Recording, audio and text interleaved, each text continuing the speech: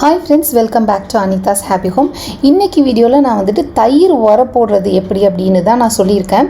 நான் வந்துட்டு தயிர் சாதம் ரெசிபி ஷேர் பண்ணியிருந்தேன். அது பார்த்துட்டு என்னோடய ஃப்ரெண்ட்ஸ் கேட்டிருந்தாங்க, தயிர் உர போடுறப்ப சில சமயத்தில் கரெக்டாக புளிக்குது, சில சமயத்தில் புளிக்க மாட்டேங்குது, எப்படி இவ்வளோ கெட்டியாக க்ரீமியாக கர்ட் பண்ண, அது ஷேர் பண்ண அப்படின்னு சொல்லி கேட்டிருந்தாங்க. ஸோ அப்படி கேட்ட ஃப்ரெண்ட்ஸ்க்காகவும் இந்த டிப்ஸ் வந்துட்டு தயிர் உர போட தெரியாதவங்க, அதாவது பிகினர்ஸ் இருக்காங்க, புதுசாக சமையல் ஆரம்பித்தவங்களுக்கு யூஸ்ஃபுல்லாக இருக்கும் அப்படின்னு தான் ஷேர் பண்ணியிருக்கேன்.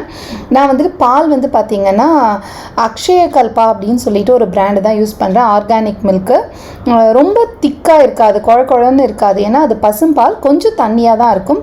ஆனால் வந்துட்டு நான் ஆர்கானிக் மில்க் வேணும் அப்படின்றதுனால அந்த பிராண்ட் யூஸ் பண்ணுறேன். பாலை முதல்ல காய்ச்சி எடுத்துக்கணும். நம்ம நார்மலாக பால் காய்ச்சிறப்ப பொங்குனோன்னு ஆஃப் பண்ணிவிடுவோம்.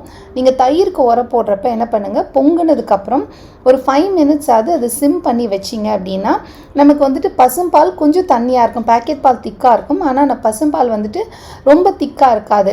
அதனால நீங்கள் வந்துட்டு பொங்குன உடனே ஆஃப் பண்ணி உர ஊற்றுனீங்கன்னா நம்ம தயிர் எடுக்கிறப்ப கொஞ்சம் தண்ணி விடும். அந்த மாதிரி இல்லாமல் நீங்கள் ஒரு 5 to 7 minutes அந்த பால் சிம் பண்ணி அதை உர போடுறப்ப அந்த தயிரோட கன்சிஸ்டன்சி கொஞ்சம் திக்காக இருக்கும். அதே மாதிரி தயிர் உர ஊற்றுறதுக்கு நான் வந்துட்டு மண் பாத்திரம் யூஸ் பண்ணுவேன். மண் பாத்திரத்துக்கே பார்த்தீங்கன்னா தண்ணியை உறிஞ்சிற ஒரு குணம் இருக்கும். இப்போ நம்ம பானையில் தண்ணி ஊற்றி வச்சோம் அப்படின்னா சுற்றிலும் தண்ணி கசிஞ்சு இறங்கும். அதே மாதிரி நம்ம வந்துட்டு மண் பாத்திரத்தில் தயிர் உர போடுறப்ப என்ன ஆகும்னா இந்த எக்ஸஸ் வாட்டரை வந்துட்டு அந்த பாட்டு, இந்த மண் கிண்ணம் வந்துட்டு உறிஞ்சிட்டு தயிர் வந்து நல்ல திக்காக க்ரீமியாக ரொம்ப தண்ணி இல்லாமல் இருக்கும்.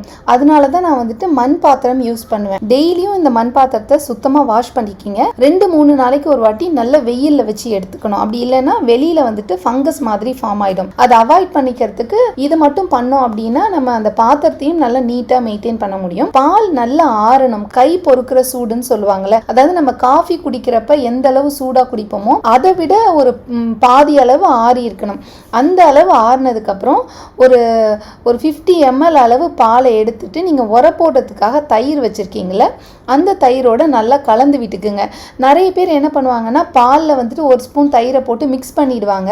சம்டைம்ஸ் அது என்ன ஆகும்னா ஒழுங்காக கலக்காமல் இருக்கிறப்ப தான் நமக்கு உரையறதுக்கு ரொம்ப டைம் எடுக்கும். அதனால முதல்ல என்ன பண்ணிக்கிங்க, ஒரு 50 ml பாலை வந்துட்டு உரைக்காக நீங்கள் உர போடுறதுக்காக எடுத்து வச்சிருக்க தயிரில் நல்லா கலந்துக்குங்க. பால் நல்லா ஆறுனதுக்கு அப்புறம் அதை பாத்திரத்தில் ஊற்றிட்டு அதுக்கப்புறம் நீங்கள் தயிரோட கலந்த பாலை இது கூட சேர்த்து நல்லா மிக்ஸ் பண்ணி விட்டுறணும். நம்ம ஒழுங்காக மிக்ஸ் பண்ணாதப்ப தான் அது உரைய டைம் எடுக்கும். அப்படி இல்லைன்னா ஒழுங்கா உரையாம கொஞ்சம் அந்த பச்சை வாசனை இருக்கும். இதை அவாய்ட் பண்றதுக்கு இந்த 2 ஸ்டெப் மட்டும் பண்ணீங்கன்னா ரொம்ப டேஸ்டியான ஹெல்தியான தயிர் நம்ம வீட்லயே செஞ்சிடலாம். நம்ம பாலை விட தயிர் வந்துட்டு வாங்கணும்னா ஒரு 15-20 ரூபாய் கூட வரும். நமக்கு பைசாவும் வேஸ்ட் பண்ண தேவை கிடையாது. ஃப்ரெஷ்ஷான கர்டும் நம்ம வீட்லயே செஞ்சு சாப்பிடலாம். தயிர் வந்து உடம்புக்கு ரொம்ப நல்லது. Best probiotic food.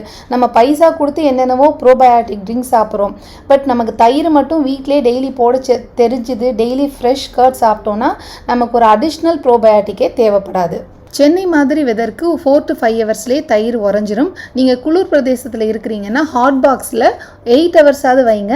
அவன் இருக்குன்னா அவனுக்குள்ளே வச்சிங்கனாலும் செட் ஆகிடும். இந்த வீடியோ கண்டிப்பாக உங்கள் எல்லாருக்கும் யூஸ்ஃபுல்லாக இருக்கும்னு நினைக்கிறேன். மறக்காமல் வீடியோவை லைக் பண்ணுங்கள். உங்கள் ஃப்ரெண்ட்ஸ் அண்ட் ஃபேமிலி கூட இந்த வீடியோவை ஷேர் பண்ணிக்கிங்க.